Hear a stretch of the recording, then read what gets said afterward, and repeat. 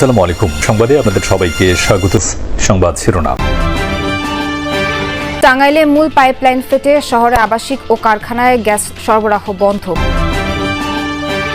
বিদ্যুৎ বিচ্ছিন্ন ৩ উপজেলা, শুরু হয়নি মেরামত কাজ। মেহেরপুরের গাংনীতে অ্যানথ্রাক্স আতঙ্ক, ৮ মাসে 450 রোগী শনাক্ত। অসুস্থ পশু জবাই ও বিক্রি ঠেকাতে নেই পদক্ষেপ। আমরা আতঙ্ক হয়ে আছি যে এরকম একটা রোগ কেন আমাদের ছড়াইছে। ডাক্তাররা গ্রামে আসবে, সেই বিষয়ে কথা বলবে, জানবে, খোঁজ খবর নেবে, কিন্তু এগুলো কেউই করেন না। টাঙ্গাইলে গ্যাস সঞ্চালনের মূল পাইপ ফেটে যাওয়ায় 14,000 গ্রাহকের গ্যাস সরবরাহ বন্ধ রয়েছে। রোববার সকালে সদর উপজেলার শিবপুর এলাকায় ঘটনা ঘটে। টাঙ্গাইল তিতাস গ্যাস কর্তৃপক্ষ জানায়, গ্যাস সঞ্চালনের লাইনের মূল পাইপটি ফেটে যায়। এতে শহরের প্রায় 14,000 গ্রাহক ও 15টি সিএনজি স্টেশন সহ সকল কারখানায় গ্যাস সরবরাহ বন্ধ হয়ে যায়। এদিকে গ্যাস পাইপের ওপর পল্লী বিদ্যুতের খুঁটি থাকায় টাঙ্গাইল সদর, নাগরপুর ও দেলদুয়ার উপজেলার প্রায় 2 লাখ গ্রাহকের বিদ্যুৎ সরবরাহ বন্ধ। বিদ্যুৎ স্বাভাবিক করতে কাজ করছেন শ্রমিকরা। পল্লী বিদ্যুৎ সমিতির কর্মকর্তারা জানান, গ্যাস লাইনের উপর বিদ্যুৎ খুঁটি ছিল। দুর্ঘটনার পর সেটি সরানোর কাজ চলছে। গ্যাসের লাইন লিক হয়ে আমাদের খুঁটির গোড়াতে স্পার্ক করে আগুন ধরছে। আমাদের এখানে সার্কিট আছে হলো 33 কেবি লাইন। এই 33 কেবি লাইনের ঝুঁকিপূর্ণ কারণে অপসারণ করে আমরা পাশে আরেকটা নতুন খুঁটি স্থাপন করবো। উপরে থেকে আগুনের কয়েকটা লিলিহা পড়লো, পড়ার পরে তখন নিচে থেকে এরকম ভাবে পানি, ওই যে এটা দেখতেছেন, মার্কটা দেখছেন, রড, দ্বিতীয় রড, ওই পর্যন্ত স্টেপ বাই বুক করে উঠতেছে। গ্যাসের লাইনটি ফেটে গিয়েছে এবং ফেটে যাওয়ার পরপরই কিন্তু টাঙ্গাইল শহরের যে গ্রাহকদের বিদ্যুৎ গ্যাসের লাইন এবং বাকি যে সিএনজি পাম্প এবং কারখানাগুলো রয়েছে সেগুলো কিন্তু গ্যাস সরবরাহ বন্ধ রয়েছে। আরেকটি বিষয় জানিয়ে রাখি যে আমি টাঙ্গাইলের চন্দ্রার যিনি উপ সহকারী প্রকৌশলী আব্দুল আলিম, তার সাথে কথা বলেছি। তিনি এখানে উপস্থিত হয়েছিলেন গ্যাসের প্রকৌশলী। তিনি জানিয়েছেন যে টাঙ্গাইল শহরে যে গ্যাসের সরবরাহ সেটি তারা বাইপাস করে দেওয়ার চেষ্টা করছেন এবং যে সিএনজি পাম্পগুলো রয়েছে সেই সিএনজি পাম্পগুলোর হচ্ছে যে করটিয়া থেকে পুংলি পর্যন্ত এই কয়েকটি সিএনজি স্টেশনে গ্যাস সরবরাহ বন্ধ রয়েছে, বাকিগুলো সিএনজি স্টেশনে গ্যাস সরবরাহ চালু হয়েছে। আরেকটি বিষয় জানিয়ে রাখি যে পল্লী বিদ্যুতের খুঁটির নিচে যেহেতু গ্যাসের লাইন এবং খুঁটির কাজ এখন পর্যন্ত বিদ্যুৎ অফিস থেকে পল্লী বিদ্যুতের অফিসের লোকজন চালিয়ে যাচ্ছে। তারা কিন্তু প্রায় আর 1 ঘন্টা নাগাদ তারা কাজ করতে পারলেই হয়তোবা আগামী 1 ঘন্টা পর বিদ্যুৎ অফিসের যে পল্লী বিদ্যুতের 3টি উপজেলাতে বিদ্যুৎ সরবরাহ বন্ধ রয়েছে, তারা কিন্তু গ্রাহকরা বিদ্যুৎ পেয়ে যাবে, এমনটি জানিয়েছেন পল্লী বিদ্যুতের কন্ট্রাক্টর। মেহেরপুরের গাংনীতে উদ্বেগজনক হারে বাড়ছে অ্যানথ্রাক্স রোগীর সংখ্যা। গেল 8 মাসে শনাক্ত হয়েছে প্রায় 450 রোগী। স্থানীয়দের অভিযোগ, অসুস্থ পশুকে নিয়ে সংশ্লিষ্টদের নেই কার্যকরী পদক্ষেপ আর ভ্যাকসিন কার্যক্রম সঠিকভাবে পরিচালনা না করার পেছনে জনবল সংকটকে দায়ী করছেন উপজেলা প্রাণী সম্পদ কর্মকর্তা।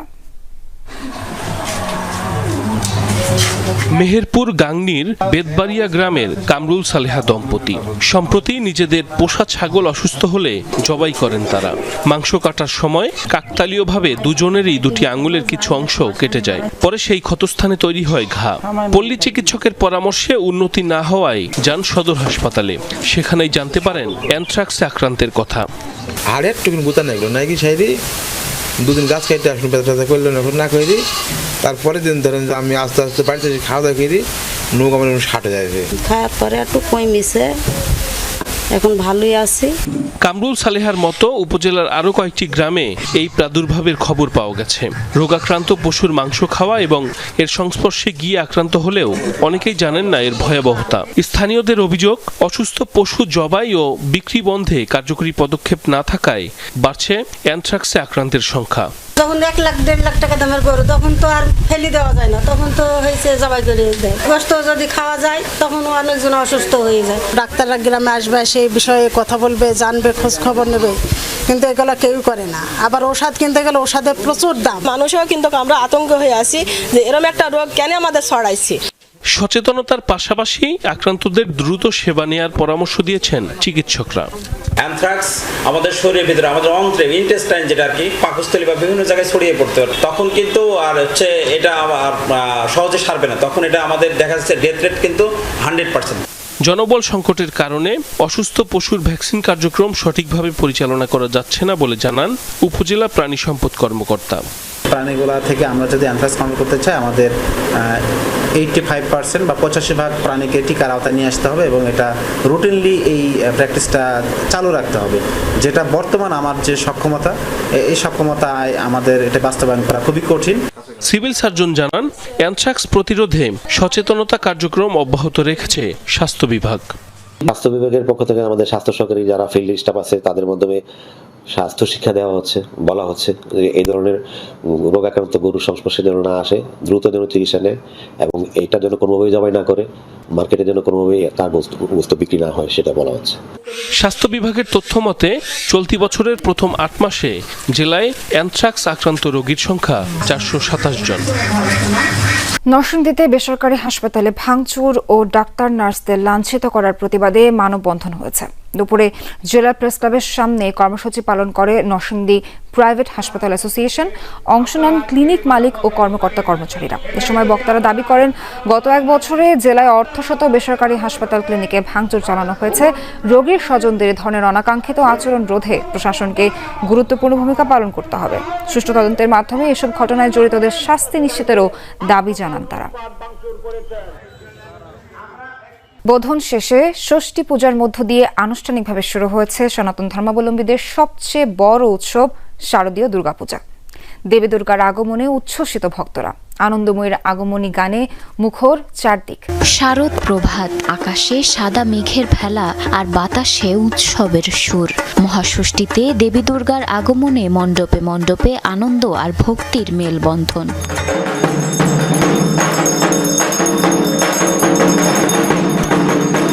ষষ্ঠী পূজার মূল আকর্ষণ মহামায়ার বোধন। মন্ত্রোচ্চারণের মধ্য দিয়ে শুরু হয় দেবীর আরাধনা। বিহিত পূজার পর দেবীর আমন্ত্রণ ও অধিবাস দিয়ে মূল দুর্গোৎসবের সূচনা হয়।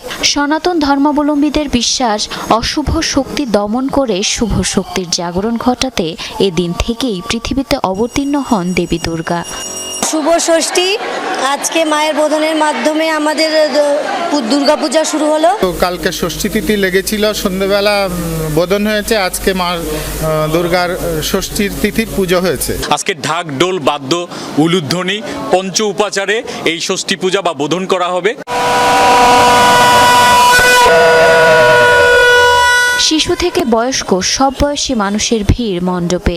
কেউ বাজাচ্ছে ঢাক, কেউ শঙ্খ, আবার কেউ বা প্রার্থনায় মগ্ন। ছোট্ট শিশুরা প্রসাদ হাতে নিয়ে ভিড় করছে প্রতিমার সামনে। প্রত্যেক দিনই মার কাছে চাইবো যে আমরা সবাই, সব সনাতনী এবং দেশবাসী সবাই ভালো থাকুক। 1 বছর অপেক্ষার পরে আমরা এই শুভ ফল পেয়েছি। মহাষষ্ঠীর ভোর থেকে শুরু হওয়া এই উৎসব বিজয়া দশমী পর্যন্ত ছড়িয়ে পড়বে সনাতন ধর্মাবলম্বীদের প্রতিটি ঘরে ঘরে। আগামী 2 অক্টোবর আনন্দময়ী কৈলাসে ফিরবেন দোলায় চেপে।